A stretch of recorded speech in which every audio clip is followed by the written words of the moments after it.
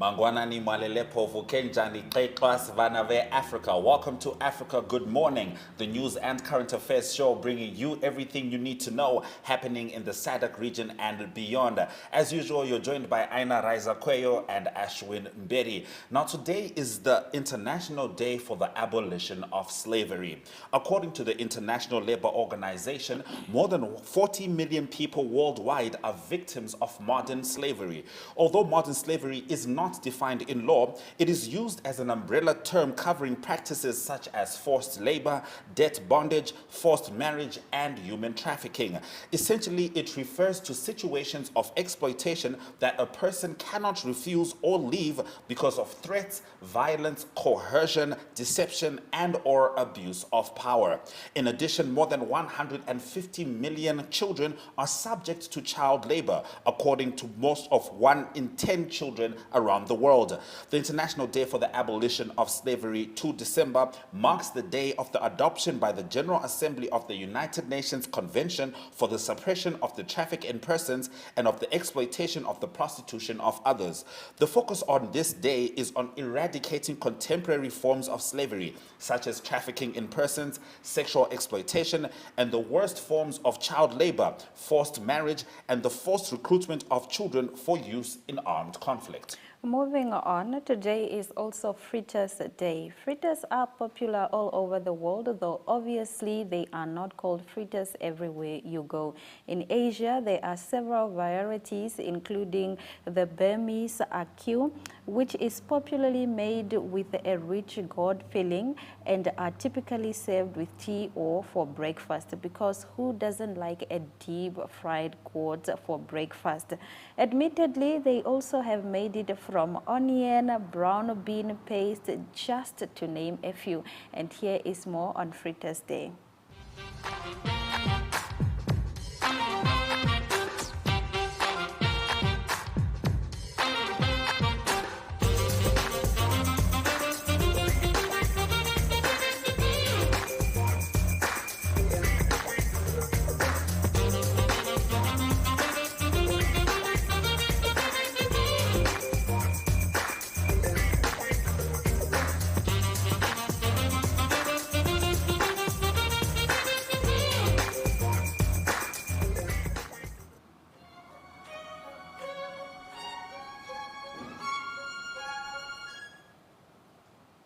Happy 2nd of December, and here are the news making headlines. A travel ban on African countries won't stop the Omicron spread.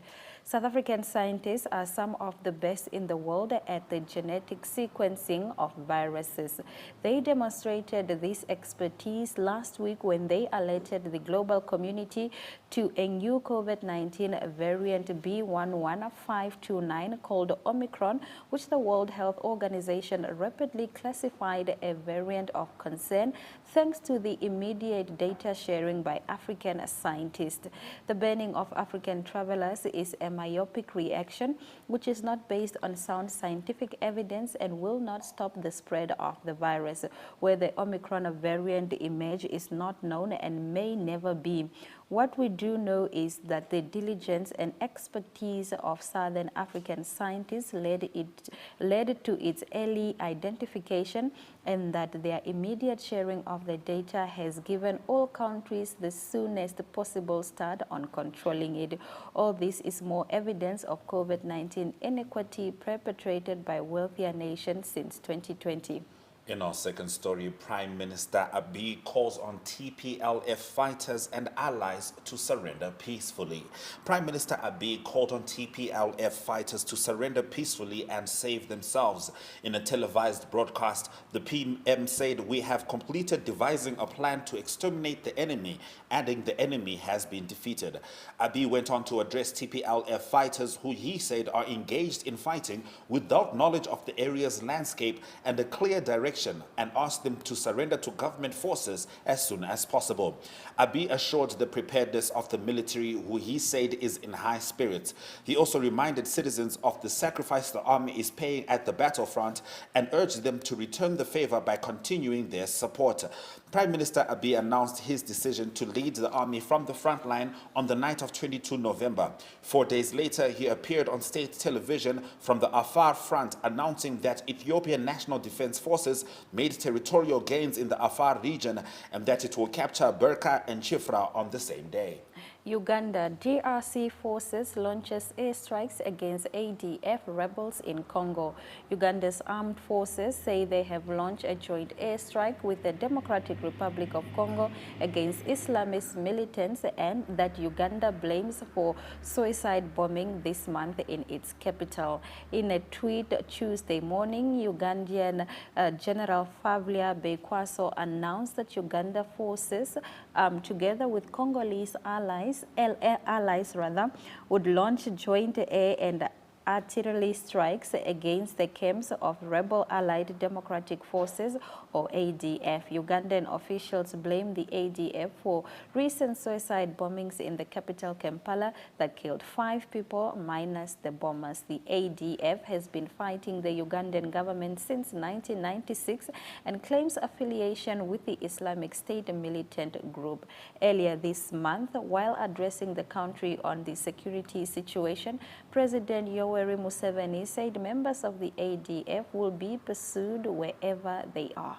Sudan security forces fired tear gas at protesters against post-coup deal. Sudanese security forces fired tear gas on Tuesday at protesters rallying against last month's military takeover and a deal that saw the prime minister reinstated after his ouster in the coup, witnesses said. Thousands of demonstrators gathered in central Khartoum and marched on the presidential palace when security forces fired tear gas to disperse them, they said. Security forces were stationed around the palace to prevent demonstrators from approaching.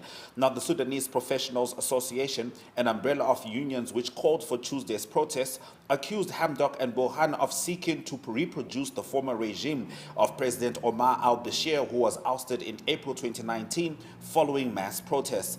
Hamdok, who has been prime minister in the transitional government since the ouster of longtime autocratic ruler Bashir, has defended the deal, which was signed on 21 November. The Burhan-Hamdok agreement was welcomed by the United Nations, African Union, Western countries, as well as Arab powerhouses Saudi Arabia and Egypt, which have strong ties with the Sudanese military. U.S. and Africa mending fences and building bridges in the face of the growing China presence. In the last 20 years or so, Africa has been an intermittent strategic interest for the U.S. But with the rise of China as a strategic competitor in Africa, the focus on U.S.-Africa relations has become closely scrutinized. More attention is being given to the messaging about the importance of Africa in this geostrategic craftsmanship. The current U.S. administration has had to confront the reality that China has made irreversible inroads into Africa that could not be shooed away. The U.S. trade with Africa is a dismissal of 5%. China posts 8%, while the EU is at 28%. Africa marked World AIDS Day yesterday with a warning.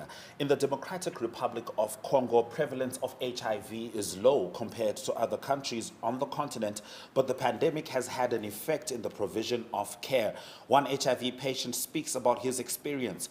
Before, we used to have food rations. That doesn't exist anymore. That's all in the past. The medical care, the financing in the HIV sector, all that no longer exists. A recent report by the UN suggested that COVID-19 lockdowns and other restrictions have badly disrupted HIV testing around the world. In Africa, this has led to significant drops in HIV diagnosis, referrals to care services, and HIV treatments. Munsana Gashinge, regional coordinator of the HIV/AIDS National Program, adds, in terms of supply, we depend a lot on medicines coming from abroad. We need to advocate so that we don't have a break in terms of supply.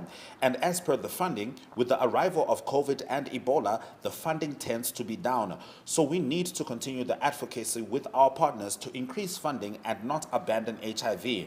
According to UNAIDS, in 2019, 4.9 million people in West and Central Africa were living with HIV. Fraud and bribery linked to China-Congo deal of the century. A massive deal between Chinese state-owned engineering firms and the Democratic Republic of Congo to trade minerals worth to fund urgently needed infrastructure project concealed a multi-million-dollar embezzlement and bribery operation, according to a new investigative report. Released today, the 90-page report, the back channel, State Capture and Bribery in Congo's Deal of the Century, details how critical funds meant to rebuild roads, hospitals, and schools wound up in the pockets of the former DRC President Joseph Kalimba in a circle in a scheme orchestrated by David Douay, a middleman with high-level connection in DRC and China. Douay moved $65 million through his shell company account at BGFI Bank DRC with the help from a tight network of individuals representing private industry and government. Douay's million-dollar repayment was subsequently routed through the global financial system via correspondent banks, including Citibank and Commerce Bank. John Pedescat, co-founder of the Century, said the DRC is held hostage in the kleptocratic system that has looted billions from one of the world's poorest countries. Global banks, government regulatory bodies, and law enforcement agencies should act on this new evidence to take decisive action. South Africa could introduce vaccine passports in early 2022. South Africa could introduce a new COVID-19 vaccine passport system at the start of 2022, with restrictions on accessing public services and places of employment. While President Cyril Ramaphosa has indicated that government will consider vaccine mandates, this system would not compel South Africans to take vaccinations against their will. Instead, a passport system would restrict access to specific events and areas. In a national address, Ramaphosa said that his government has set up a task team to undertake broad consultations on making vaccination mandatory for specific activities and locations. Ramaphosa said that introducing such measures is a complex and challenging issue, but is necessary to combat the spread of the virus. The introduction of vaccine mandates has received strong support from both the private sector and labor unions, with both groups warning that South Africa will need to increase its vaccination rate or face heavier lockdown restrictions. Condom shortage at the center of HIV prevention crisis. The Ministry of Health has warned of an acute shortage of condoms attributed to dwindling donor resources. Experts have blamed the shortage on heavy taxation on the commodity in a country where free condom programs are mainly donor funded. Last year, about 20 million condoms were distributed to Kenya for free under a program funded by Global Fund and the United Nations Population Fund. About 600,000 female condoms were procured and distributed with donor support every year against an estimated annual demand of 1.8 million in Kenya. The resultant limited access to female condoms have discouraged their broader use by women to reduce the risk of HIV infection and unintended pregnancies.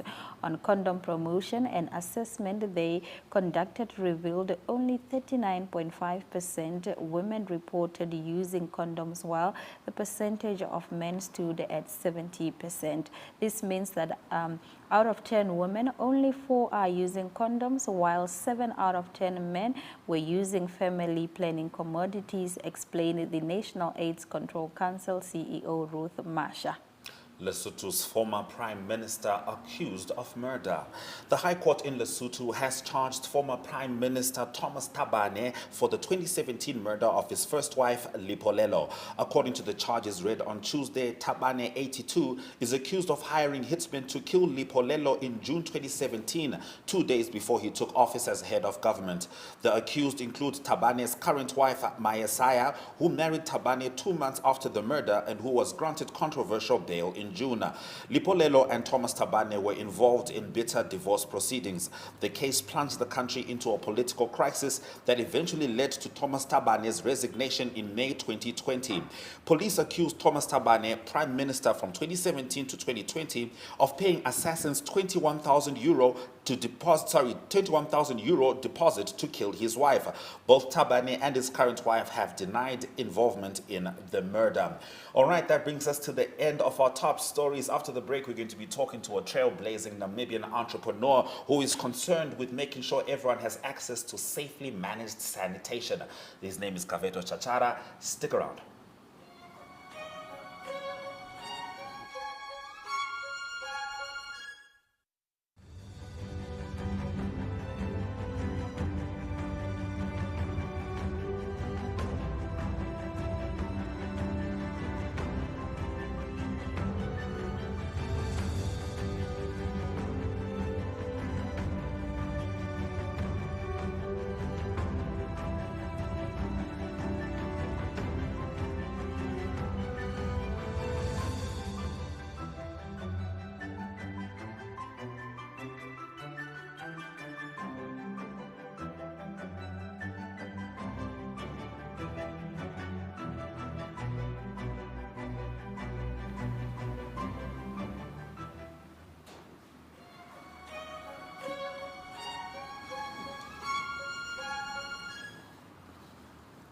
Over 1.5 million people in Namibia live without access to safely managed sanitation, with the problem getting worse. Kaveto Chachara of Flush is focusing on building a circular sanitation economy for schools in underserved communities.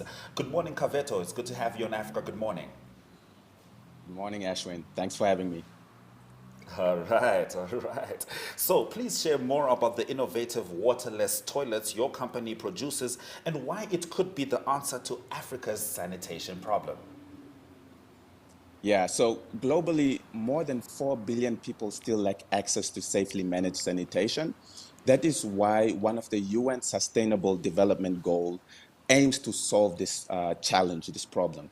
And in Africa, we face many different challenges, such as rapid urbanization. As more and more people get out of poverty, they need access to basic services such as a toilet. Now, unfortunately, the rate of service provision is hampered by the lack of sewer networks and wastewater treatment plants are just too expensive. That's why we're doing things differently. Instead of seeing it as a waste, we see toilet resources. We see value. We see a product that can be sold to generate economic and financial returns. That is why our solution is an innovative waterless toilet that doesn't smell and is also sustainable for the environment. And especially for people who are living in Windhoek, we already understand that toilet resources or toilet water can be recycled for us to drink. So this is one solution that can be applied of the challenge in Africa. All right, FLASH stands for a circular economic solution. Tell us more about this concept and what it entails. Yeah, so we're really working hard on building a circular economy model with zero waste. So our process is 4 steps. We safely collect the toilet resources from the school. Then we transport it to our facility where 3, we're working on transforming it into biochar, which is a source of energy.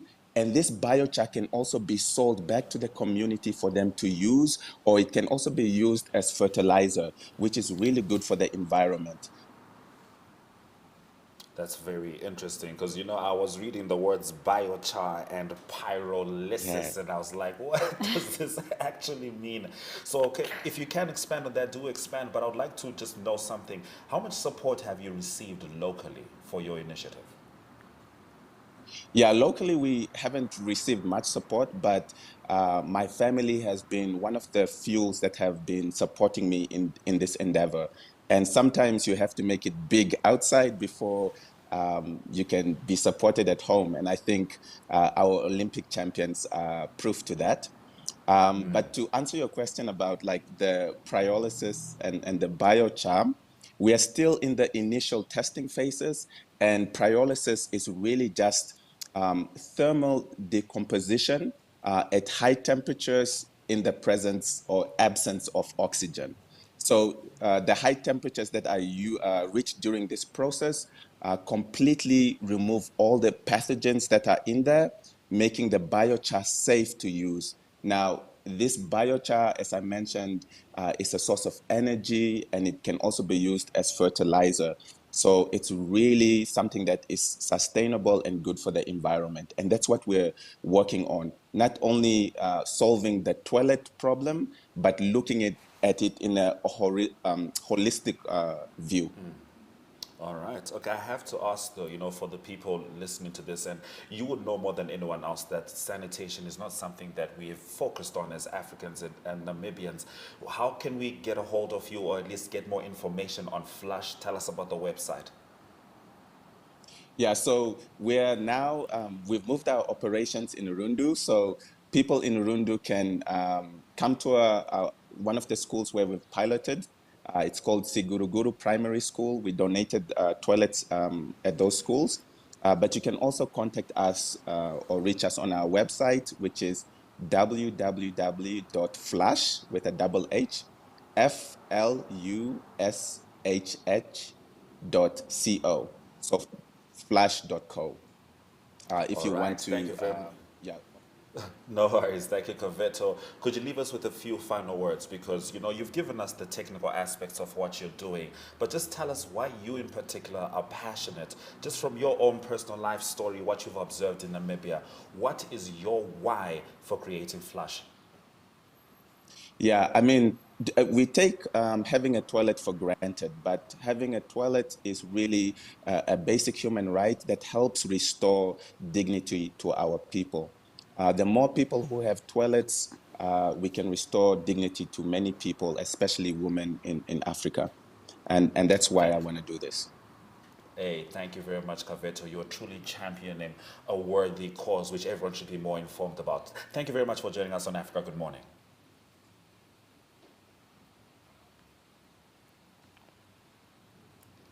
All right. It seems like the brother has already left. In fact, when we were talking before the show, he was talking about having been in Germany last week. He's heading over to South Africa in 2 hours. So when we say trailblazing, we're talking about someone who is constantly in motion. So that was Kaveto Chachara of Flush, who was talking to us about safely managed sanitation, which he is championing as a cause close to his heart. This is Africa Good Morning. We'll see you after the break.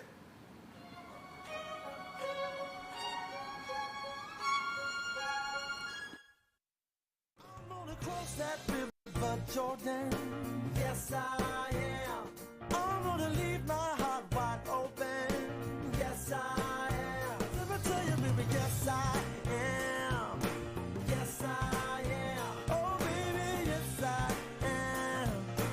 Yes, I am. Yeah, baby, yes, I am. Yes, I am.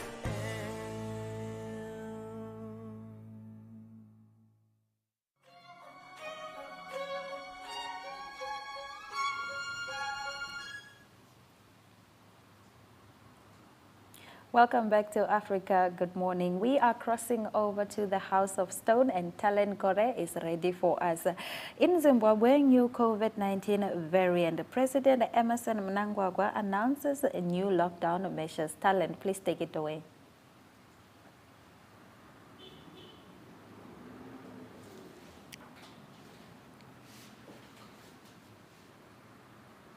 Sorry, Talent, could you please just start answering that question again? We didn't quite hear you.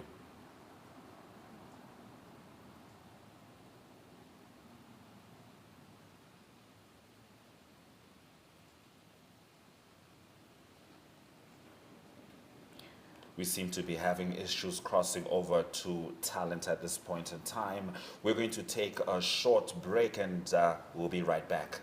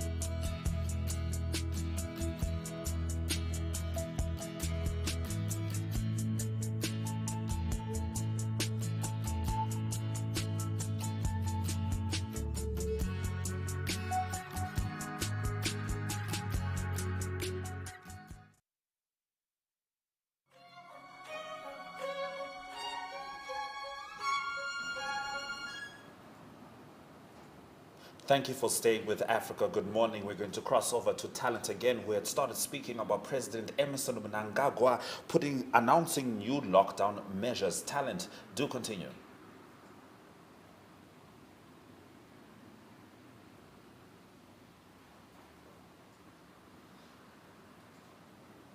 Unfortunately, we can't get through to talent at this moment. We certainly hope that sometime during the week we can get those updates from her. But next up, let's check out the weather forecast.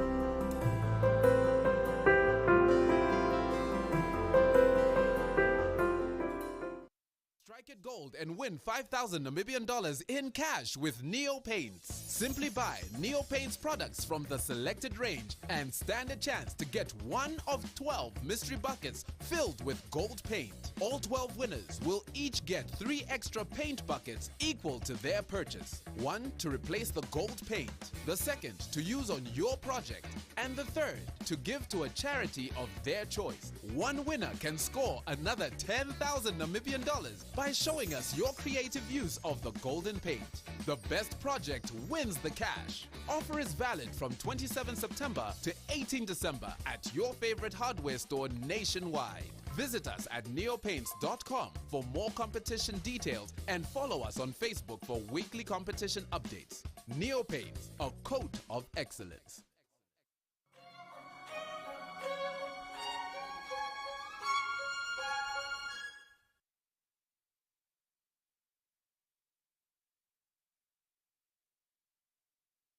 Whitehead, High Commissioner of South Africa to Namibia, initiated a visit to the Karas region in conjunction with 22-year-old twinning agreement between the Northern Cape and the Karas region to allow stakeholders to review and validate the progress made and to renew and strengthen bilateral relations at the regional and provincial levels of the two countries. And here is that video. Hi everyone, my name is Elizabeth Joseph and I am a representative for the Namibia Media Holdings in the south of Namibia in the Karas region, and today are joining me for another exciting episode of the Africa Good Morning Show, where we try to cover inter-border related news that might be of the interest of our viewers outside of Namibia. So today we're going to be discussing a twinning agreement between the Northern Cape province and Namibia, and this twinning agreement that was started almost 2 decades ago in 1999 was finally discussed and was at or is at its second phase of discussion. This happened earlier last week in Keetmanshoop at the Schützenhaus guest house. And here the High Commissioner in South Africa, Mr. Archie Whitehead, sat with the governor as well as the regional councillors and other stakeholders that are involved in this agreement, and they discussed ways in which this bilateral agreement can harness more projects that are sustainable as well as that can create jobs and be of the benefit to both parties. So the Karas region in Namibia as well as the Northern Cape.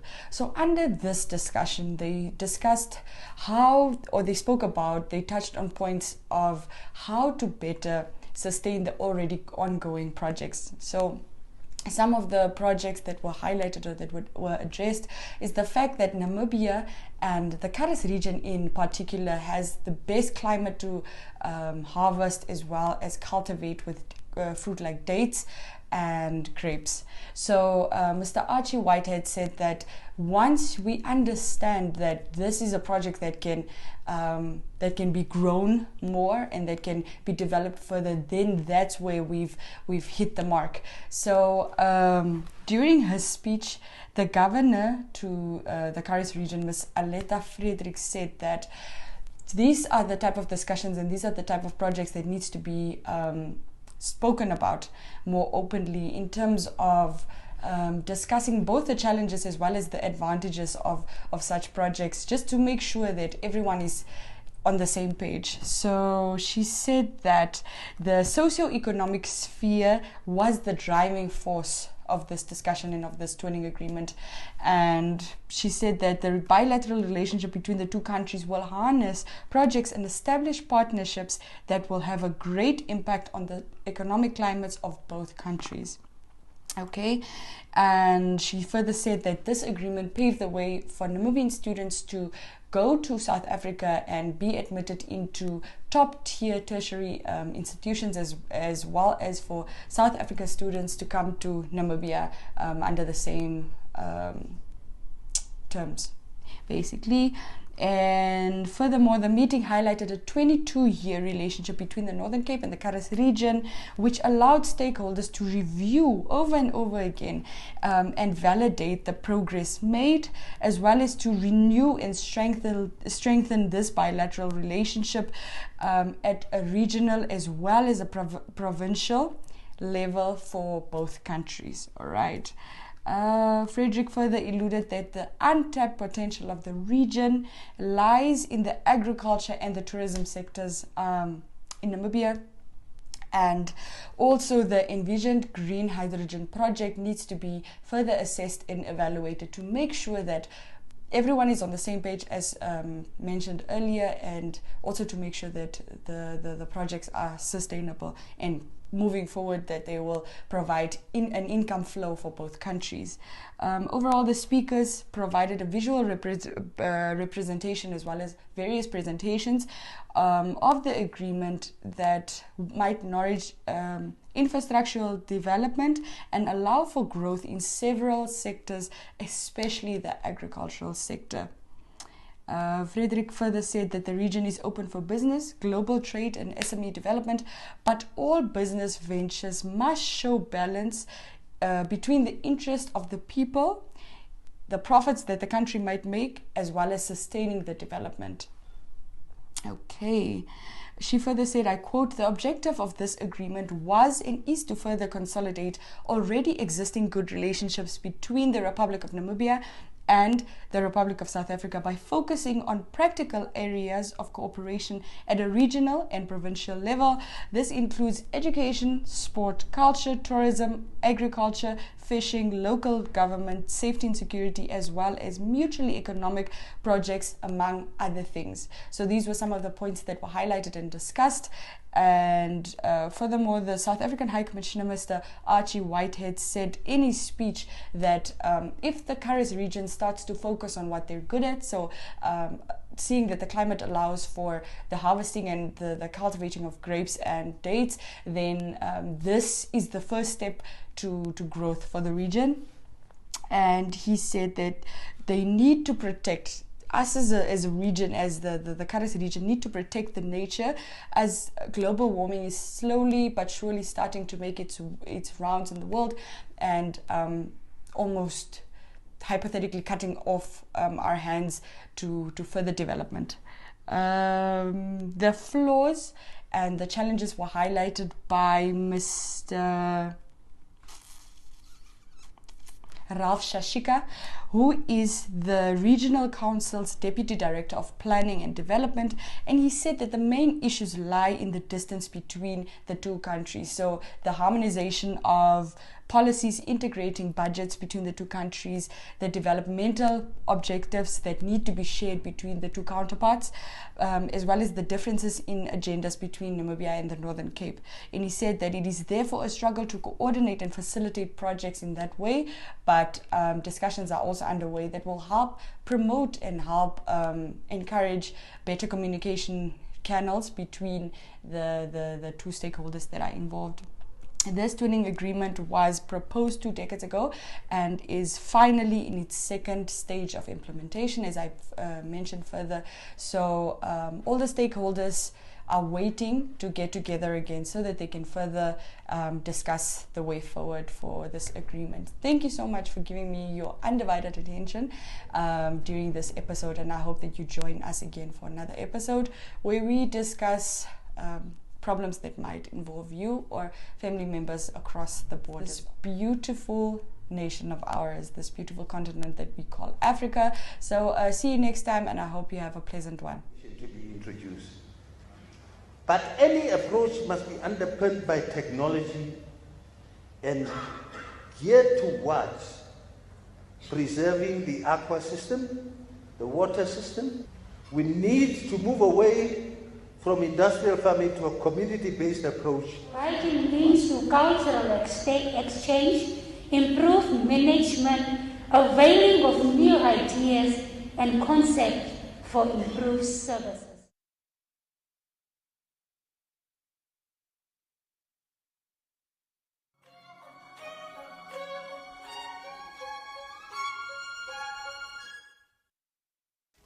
Win instant cash this spring with Top Score Instant. To enter, buy any new pack of Top Score Instant 1 kg or 500 grams from any store countrywide and stand a chance to win one of 2 grand prizes of $20,000 Namibian or one of 12 weekly prizes of $5,000 Namibian. SMS Instant to 24442. Competition ends 30 November 2021. T's and C's apply. Top Score Instant, a proud product of Namib Mills.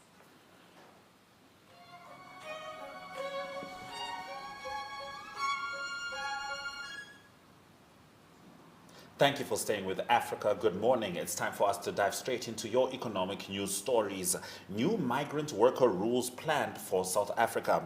The Department of Employment and Labor is developing a new labor migration policy aimed at regulating foreign workers in South Africa. In a presentation to Parliament on Tuesday, the department said that policy is needed to address population expectations regarding the accessibility of work for South Africans, given worsening unemployment and a perception that foreigners impact labor market access. The department said it was impossible to tell how many of these foreigners are unlawfully employed due to the lack of documentation. This has led to distortions in the labor market as South African employers deliberately prefer foreign workers as a source of cheap labor as they are willing to work for much lower wages. At the other end of the spectrum, the policy is expected to help address South Africa's problem finding critical skills, which skilled foreign workers could supply, the department said. The policy will also offer protection to lawful migrant laborers in the country and help enforce rules to ensure foreign workers are treated in line with international treaties. South Africa's Aspen to make its own brand COVID-19 vaccine. Aspen pharmacists plan to enter into a licensing agreement with Johnson & Johnson, allowing the South African drug company to make its own branded COVID-19 vaccine. The agreement, confirmed by Aspen in a statement on Tuesday, would extend an exciting deal for it to package and fill vials of the U.S. company's shots at the plant in South Africa. The South African-based pharmaceutical plan to launch his vaccine under the brand name Asponovax. It said in a trading statement on Tuesday. The group said it will manufacture the vaccine using drug substance supplied by Johnson & Johnson and then sell the vaccine under Asponovax branding to a number of African countries. The agreement will run until the end of 2026 and includes the right to manufacture additional versions based on booster shots or new COVID-19 variants. That brings us to the end of your economic news updates for today. Next up, economic indicators.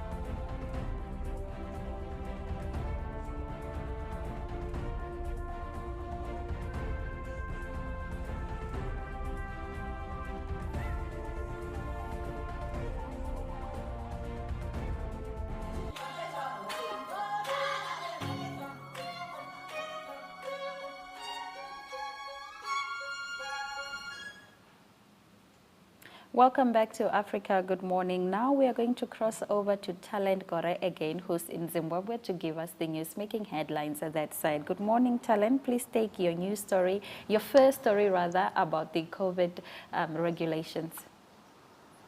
Well, apparently President Emerson Mnangagwa has announced a raft of new and enhanced measures to stem the spread of the COVID-19 pandemic following the discovery of a new variant in neighboring South Africa. In a televised address to the nation, President Emerson Mnangagwa said that Zimbabwe now faced the risk of a fourth wave after the discovery of the Omicron variant in South Africa and Botswana. So he announced that all returning residents and visitors are now required to undergo PCR testing and will be required to quarantine at their own cost, even if they do present a negative PCR test from elsewhere. So everyone who's coming into Zimbabwe is required to undergo a PCR test in Zimbabwe again, even if they do present a negative PCR test. Curfew hours have been increased to run from 9 p.m. to 6 a.m. No alcohol will be consumed at bottle stores, while nightclubs and bars will admit vaccinated clients only. COVID-19 related funerals will be supervised by health authorities, while restaurants are now closing at 7 p.m. The president also urged all those who are not vaccinated to go ahead and get vaccinated, and he said that the government would review these measures after 14 days. All right, now your next story. Government begins South Africa permit extension negotiations. Could you please touch on that? Zimbabwean government has begun negotiations with South Africa over the Zimbabwe exemption permit, the ZEP's arrangement, after South Africa said it would not extend them beyond December 31st. Well, South Africa's cabinet gave ZEP holders a 12-month grace period to apply for other permits or they risk being deported. The announcement has since caused panic among several thousands of Zimbabweans who are ZEP holders and are in South Africa. Apparently, this program started 12 years ago, whereby 300,000 people applied for the dispensation of Zimbabwe permit, which provided for the documentation of qualifying Zimbabweans for a 5-year period. So over 3 million Zimbabweans are believed to be in South Africa, and most of them are undocumented. So now the Zimbabwean government has said that they have started negotiations for the ZE Zimbabwe the exemption permits. All right. All right, USA injects 5.7 million to fight Zimbabwe hunger. Please tell us more about this. As briefly as So possible. the United States. Okay, all right. So the United States Agency for International Development has availed 5.7 million through the World Food Program towards supporting more than 150,000 food insecure households in the country's urban and rural areas. Apparently, this brings the total donation to over 4.5 million since last year. At least 42% of the population is said to be food insecure after loss of informal jobs, especially during this period of COVID-19 pandemic. And this donation will go a long way in helping those who are in need and those who are food insecure in Zimbabwe. All right. Thank you very much, Talent, for bringing us the news as it is from Harare, Zimbabwe. You're welcome, and thank you very much for having me. It's always good having Talent Gore on Africa. Good morning. We'll take a short break and we'll be back with your sports updates.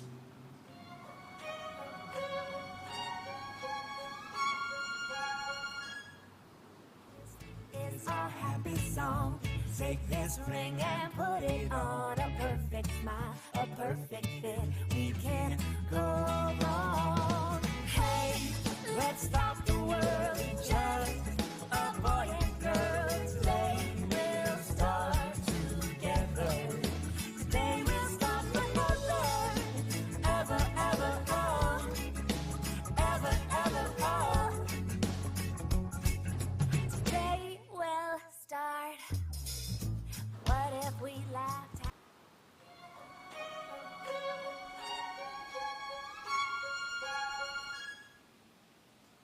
Welcome back to Africa. Good morning. It's time for us to dive straight into your sports news stories. And we start off in the world of cricket as South Africa hails Indian solidarity before major cricket tour. The South African government has pledged to take all precautions necessary and praised the solidarity of India's cricketers ahead of a high-profile cricket tour to the Republic in the next 2 months. India are due to play 3 tests, 3 one-day internationals and 4 2020 internationals between 17 December and 26 January.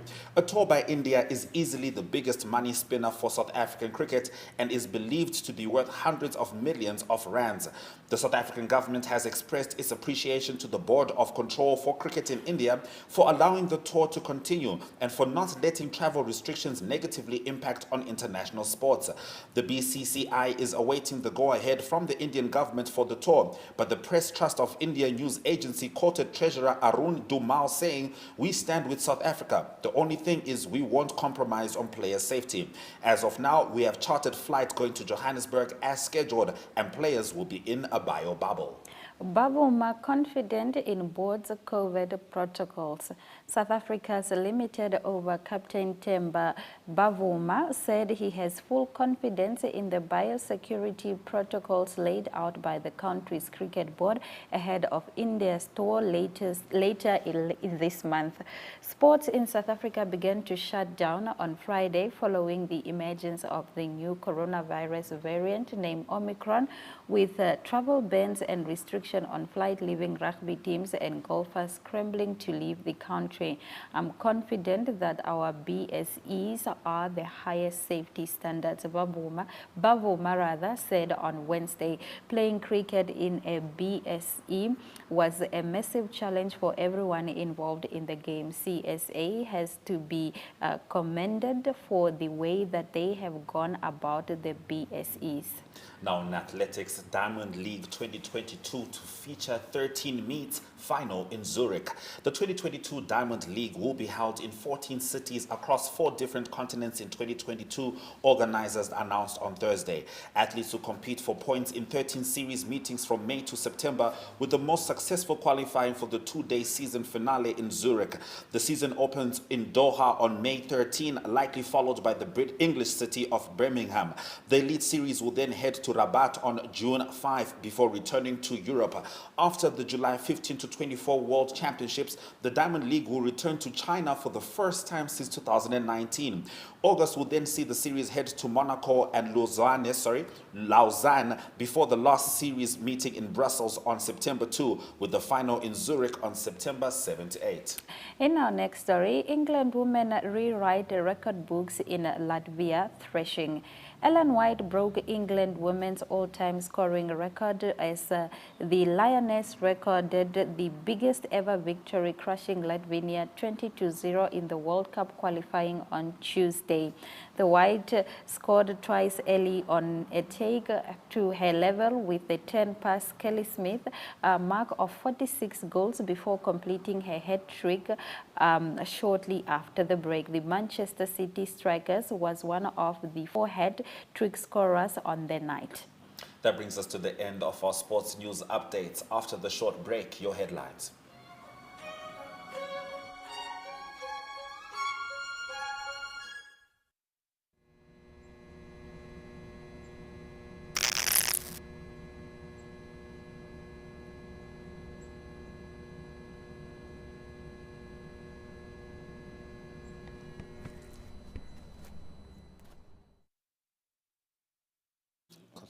Low energy today.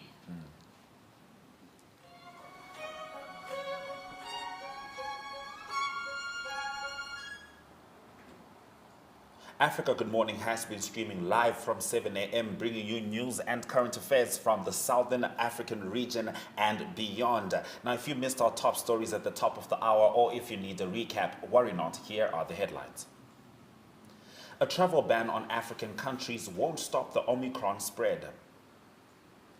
Prime Minister Abiy calls on TPLF fighters' allies to surrender peacefully. Ugandan DRC forces launch airstrikes against ADF rebels in Congo. Sudan security forces fire tear gas at protesters against post-coup deal. New migrant worker rules planned for South Africa. South Africa hails Indian solidarity before major cricket tour. Those have been our stories. We thank you very much for joining us on the Thursday edition of Africa Good Morning. We do welcome your remarks regarding our show. You can email them to us. Our email is agm_2cents@nmh.com.na. Alternatively, we are on Facebook and Twitter. That's at Africa Good Morning. We also have a website. It's called OneUp2, and on there you can find all NMH's live shows. Please get vaccinated, wear your mask, and avoid unnecessary public gatherings. We are in the middle of a new variant called Omicron, so please take care of yourself. On that note, it's all our love, all our light. Swera Jaganaka.